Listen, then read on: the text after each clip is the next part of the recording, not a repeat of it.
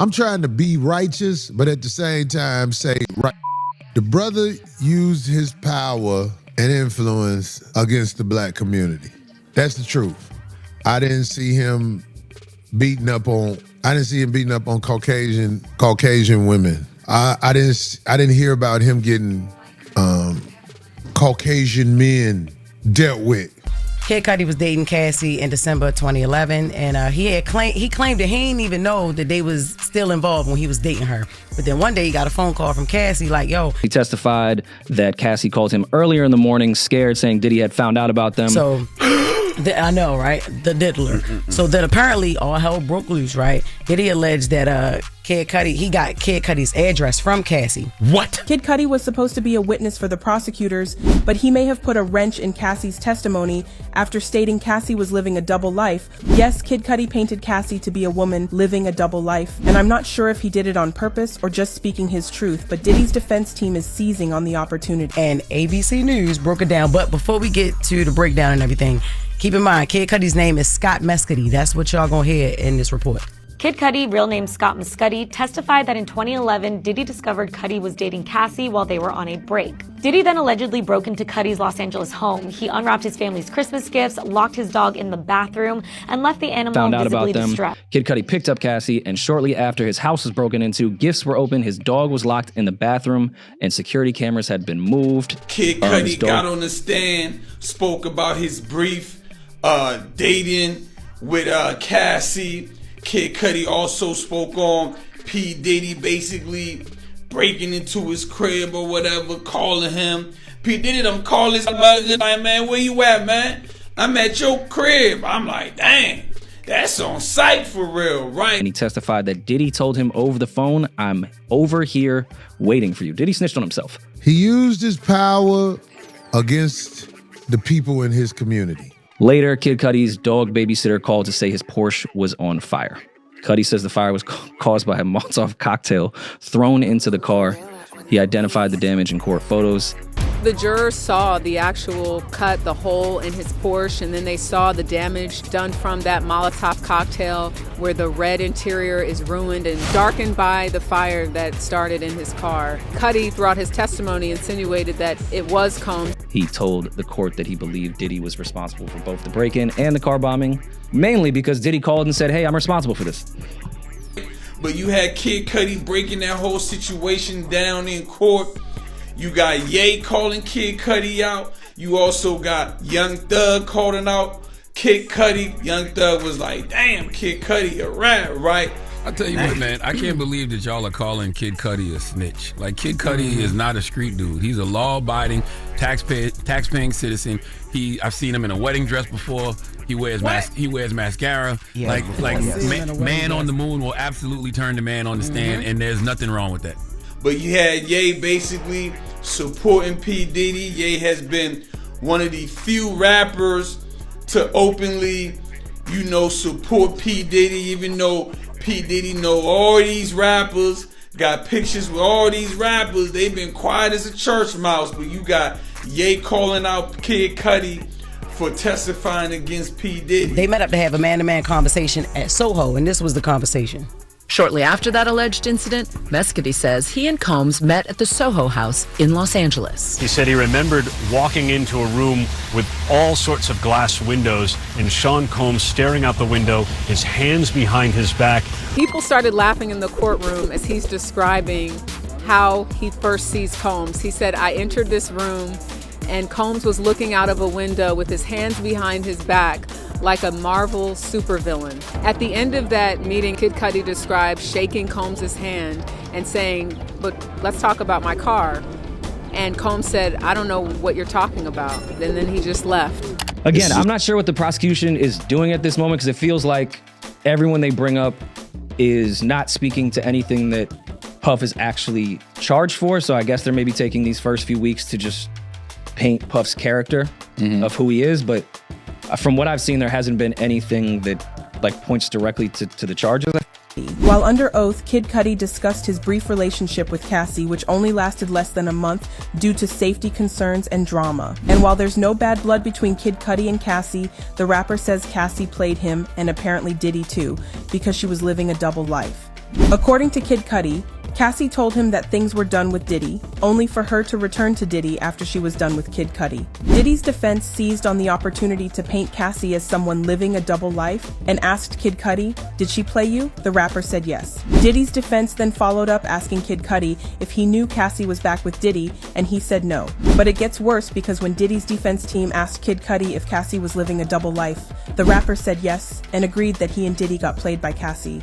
And time has added up where our conglomerates, especially in the music industry, are going to fall. Polite savages.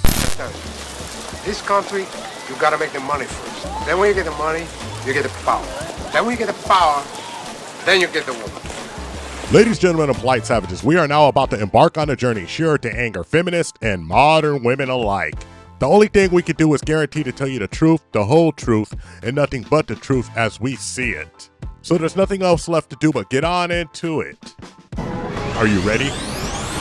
Let's go. I'm not going to be the first one to have this take, but let's keep it a buck. Cassie was Bonnie to Puff's Clyde. She was in on a whole lot of these details, and she may have not wanted to do it 100% of the time, but some of the time she was a willing participant. Look at the way she played Kid Cudi. It seems like the majority of women feel like anything a woman does in her early adulthood that is bad, she shouldn't be held accountable for. She's literally sending messages, initiating the freak offs. She was literally on the stand and said, I wanted to do them because I didn't want him to do them with anybody else. And it's like, instead of taking her words at face value, women are like, actually, she was groomed. And because she was groomed, she was just saying whatever she thought would make him happy. I've said throughout this whole thing, I've been consistent, I'm standing on it, and I'ma just literally go down with the ship on this. I believe that she was an accomplice. I believe that she was the Bonnie to his Clyde. Sitting there telling him, hey, Puffy found out about us. And he's like, Puffy, I thought you was done with Puffy. And she's like, well, I was kind of done with Puffy, but, I had to go back to Puffy. And we all said it before, and let me tell you again. Puffy was the only place that she could get that thrill, that degeneracy, plus that financial backing that she was looking for. This is nothing new. She's a ladder climber, and there's nothing bad against her. It just seems like she got herself in something that she didn't really want to be in. Why do you think she has immunity? Because if she didn't have immunity, very well, it might be her and Puff on trial for the RICO law. It's time to tell the truth and shame the devil. And all you folks sitting here caping for that lady, acting like she's the most innocent of victims. Well, you don't understand this entertainment industry at all, because she was willing to do anything to make it. That's why she was with Ryan Leslie when she was 19. Climbed the ladder on up to Puff, because it was the bigger and better things. Now, I'm not saying this lady deserved to get beat or anything like that, because what happened to her was horrible, and Puffy's absolutely a monster.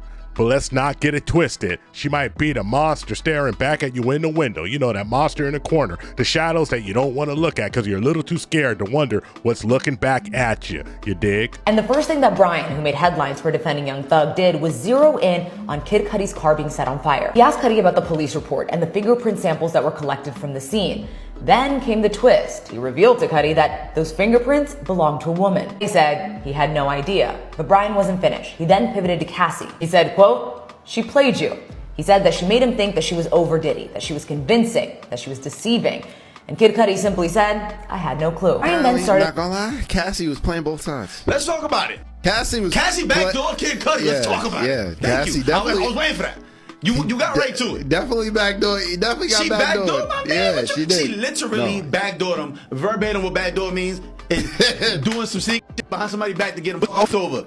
She gave Diddy the addy and whereabouts of Kid Cudi, and then all of a sudden, Kid Cudi car get hit with a Molotov cocktail, and car's blown up, and the house gets vandalized. They break into the house. He comes in.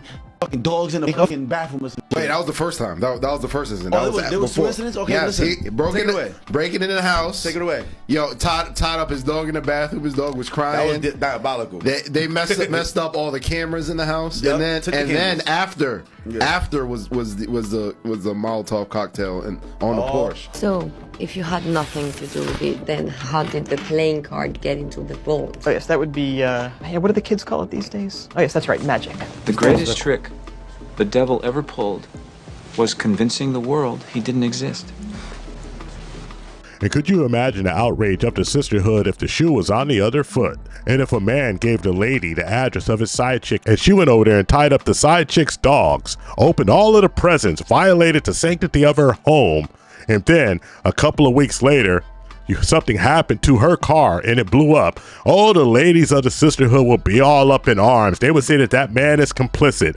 He planned it. He turned those two ladies against each other. Oh, he's a devil. He's evil. And if it came out that that lady was a queen pin and she really enjoyed having some freak offs, they would say, no, that man, he's a strong man and he has his own free will. No, Stockholm syndrome doesn't count for men nowadays, now does it? Especially when you're dealing with women. So that man, he could have left anytime he wanted. And this is why we're making this video. The hypocrisy is absolutely ridiculous. I'm not saying that Puffy is innocent. I think Puffy's a scumbag. I think the Diddler is the Diddler and he diddled a whole bunch of people and he should see a whole lot of jail time just for the video alone of putting hands on Cassie. That DV incident, yes, he should have been locked up, but how dare you sit here and act like that lady wasn't complicit in some of these actions, especially involving Kid Cudi, because he had absolutely nothing, and I mean nothing, to do with the situation. And all the ladies online sitting here, put on your cape tight. Man, you Captain Save a Hoe more than the dudes be Captain Save a Hoe when it comes to this Cassie situation.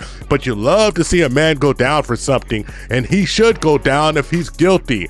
But the way the evidence is looking, they've yet to prove trafficking. And I know you hate the truth, but if you're scared, go on to the pew, kneel down on Sunday, and take your butt to church.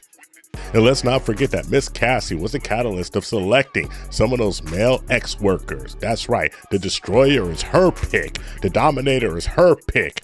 Man, you guys acting like she wasn't in on some of this freaky deaky stuff and she was totally pressed and forced to do it against her will, when the evidence points to the contrary. Like I said, she's probably the Bonnie to his Clyde. You dig? To make sure, see, I know when certain people put a case on you, it's scary. After your house, after home raided, come on. Right. When certain people come see you, it's like that scene in that movie Belly. Remember they was playing ball and DMX was playing ball? And the dude was like, hey, how you doing? Because it was like, they didn't want to tell you that the law can't protect her from that. No one wants to believe the law can't protect us. And I think that Puff's in jail just to show the world that the law can protect everybody, even the richest, even a billionaire. And that's why he's in jail. But I think he gets off. I think what happened with Thug happens. They're going to get deep in the trial to say we're going to settle a lawsuit. They're going to put him on super probation. They're going to get their win, and they're going to have him in the Huff cage. And if he lets Huff in that cage, like they got Thug in, let's Huff in that cage, they're going to kill him. That's what they do. That's what happened with Puff. That's what happened with him. Because you got to remember what happens with residue. See, what people don't understand about this world is that one thing there's always a domino effect to every action. If Puff goes down, they're going to go after way more Puffs. They're going to go after way more. It's like, that's going to be the thing now. Because we saw a giant get slayed. If he walks off, they chill for a minute. Then we can't beat the giants. Let's just beat the little giants like Durk. The 8-figure billionaires alone, because we can't beat them, right? So they go after them. So yeah, that's what I would say. Thank you for watching the Tip Network. Follow us on all social media outlets and ask yourself one burning question. Can you handle the tip? Boom, we're out. We found true happiness.